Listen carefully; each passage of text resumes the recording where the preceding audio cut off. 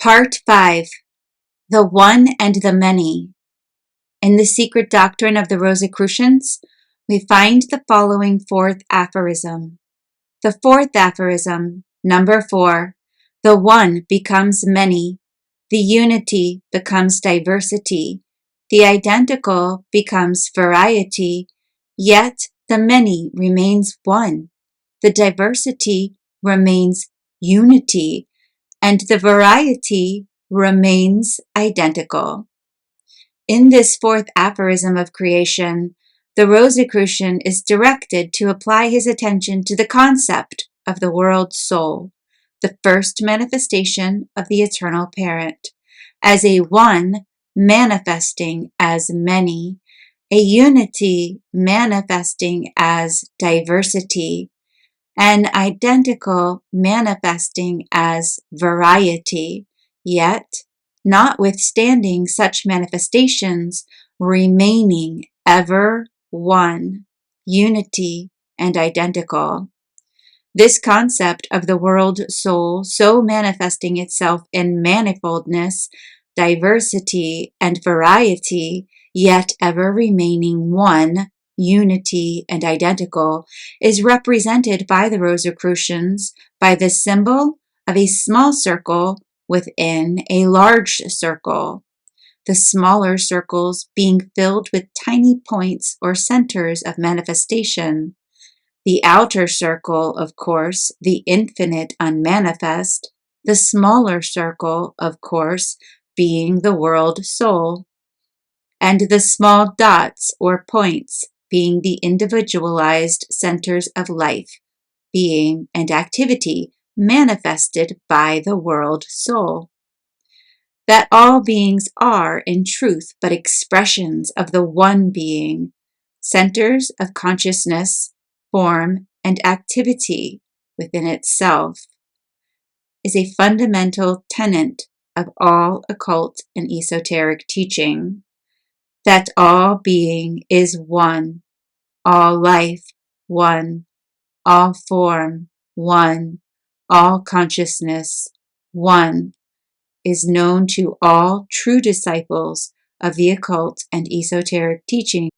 That all being is one, all life one, all form one, all consciousness one, is known to all true disciples of the occult and esoteric teachings of the past and present, Occidental and Oriental, philosophical and theological.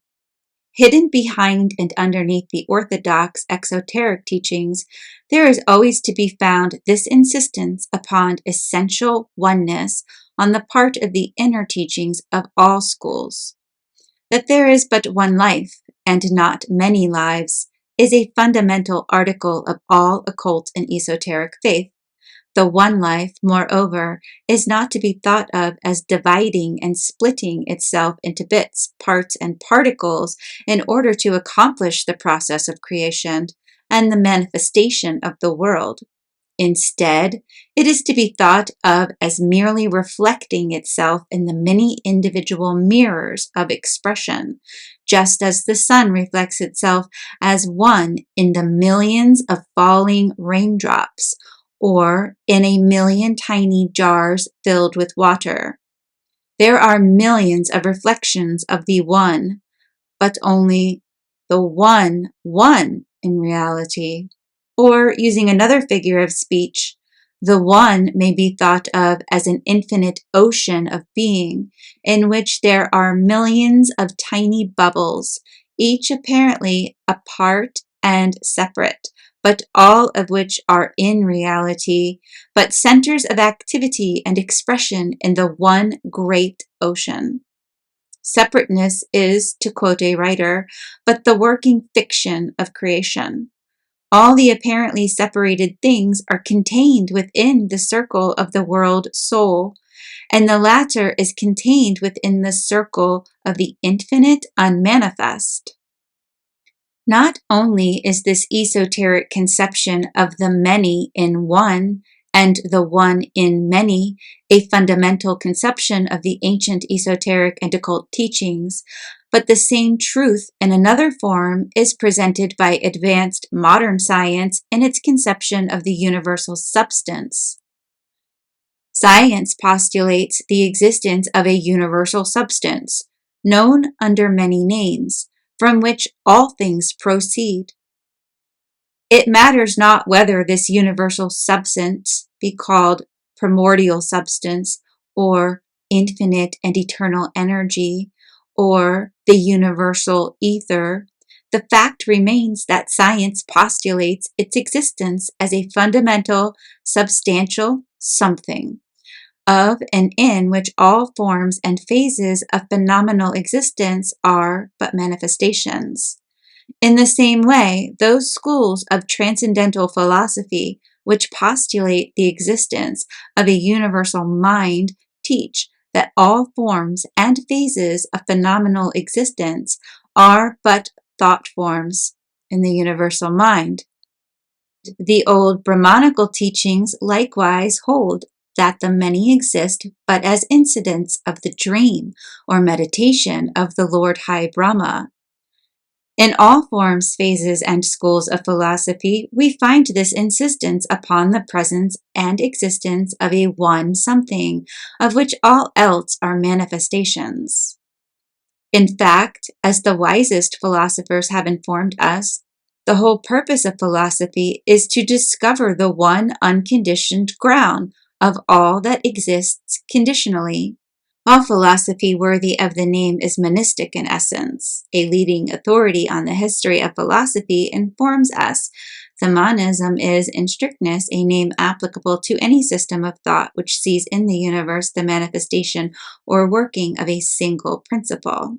Such a unity may be at once the tacit presupposition and the goal of all philosophical effect.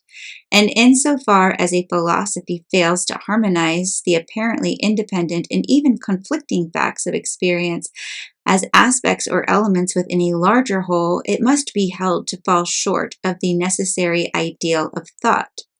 Dualism, in an ultimate metaphysical reference, is a confession of the failure of philosophy to achieve its proper task. And this is a justification of those who consistently use the word as a term of reproach.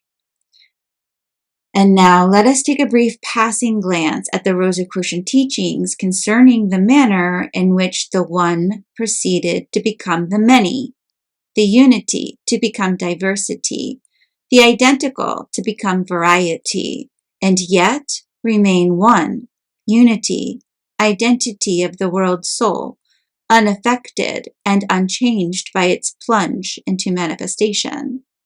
Evolution we see on all sides around us, but all evolution must be preceded by involution, as all occultists and scientists know full well.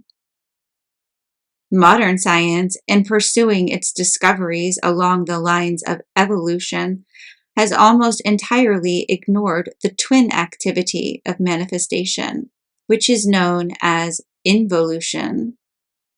Not so the ancient occultists, however, for they knew full well the truth so forcibly expressed in the words of a modern, plain-speaking philosopher who said, "You can never get out of a thing anything which is not already involved in it." And to the ancient student of the esoteric teachings, any idea of evolution which did not begin with the teachings concerning involution was like the play of Hamlet, with Hamlet left out. There is an ancient saying which runs, "That which is evolved must previously have been involved." And in this simple statement is condensed a volume of important occult lore. The term involve means to wrap up, to cover, to hide, etc. The term evolve means to unwrap, unfold, to unroll, etc. With these meanings in mind, the student sees at once that before a thing can be unwrapped, unfolded, unrolled, it must have first been wrapped up, folded up, rolled up. We must not lose sight of the meaning attached to the simple terms, no matter how many high-sounding terms are substituted for these. The same thing remains the same thing, no matter how many new names are attached to it. The esoteric teachings, as has been said, clearly and positively state that before there began the wonderful process of evolution, from simple to more complex forms of manifestation, from lower to higher, there must first have been an involution, or enfolding of the world's soul into the simple, gross, elemental forms of matter. The vibrations must have been first lowered before they can be increased, plunging at once with terrific speed and force into the abyss of manifestation. The world's soul created for itself material garments of the densest and grossest elemental matter. This extreme form of elemental matter is not known to us today, for it had been discarded in the course of evolution on this particular planet. It, however, still exists on other planets of our solar system. This form or forms of elemental matter is below the scale of the minerals and is much lower than the grossest mineral known to science, as that mineral is lower than the highest plant. In texture, structure, and density, the extreme form of elemental matter is as much grosser than the lowest form of mineral known to us, as the latter is grosser than the highest form of ethereal vapor or radiant matter known to modern science. It is useless to try to describe this form of matter, for the ordinary mind cannot grasp it in the absence of the concrete illustration. When the lowest point in the scale of involution was reached, then the law of rhythm asserted itself, and the upward climb began. The first movement of evolution began to manifest itself, and at this precise point, there was begun the manifestation of which may be termed individualization, or the forming of centers of activity and consciousness. The world soul descended into the depth of involution and mass, and then began to emerge from those depths by an apparent splitting up process in which the active newborn centers of activity began to assert themselves and to move upward toward self-expression. The simpler centers, which occultists know to be the centers of activity in the electrons of matter, began to form molecules. There was, of course, manifested the presence of mind within this gross matter, but only the faint glimmerings were manifested, for the gross enveloping sheaths of matter almost smothered the mental principles involved within them. The process of evolution once begun, it proceeded rapidly. Higher and higher in the scale of manifestation rose the things in spiralic process, each spiral rising up the one beneath it, and yet each proceeding apparently in a circle, as do all proceeding things. In due time, the first signs of the mineral kingdom began to show themselves, building upon the basis of the submineral forms of matter. In the mineral kingdom began to manifest higher forms of life and mind. For as the occultists know well, the minerals possess both life and mind in a certain degree, and then later appear the first signs of plant life, forms but slightly above those of certain crystals. But when the temperature of the earth was at a point at which life is commonly believed to be impossible, there were present certain strange forms of life, which may be described as half mineral, half plant. These crystals reproduced themselves by a splitting up process and grew from inside as do plants. These life forms were composed of the same materials as the crystals from which they evolved, but they possessed a greater degree of life and mind. And while from one point of view they may be said to have been minerals, yet from another they may truly be said to have been plants. These strange creatures have disappeared, as have all other intermediate forms, which have played the parts of bridges in the evolutionary process, but they have left their traces in the material bodies of both plants and animals. For it must be remembered that even the bodies of the highest forms of plant and animal life are composed of certain chemical elements which were derived from the mineral kingdom, as for instance, oxygen, hydrogen, carbon, nitrogen, sulfur, phosphorus, etc. The forms of real plant life are described by the old teachers as having been a now extinct lowly form of plant life, scarcely more than a crystal in appearance, and yet manifesting the characteristics of plant life. Then appeared the ancestors of what are now known as the Clamaci, which are a strange group of lowly creatures, comprising the characteristics of both plant and mineral life, and being found even today in the deposits upon damp rocks, the bark of trees, etc.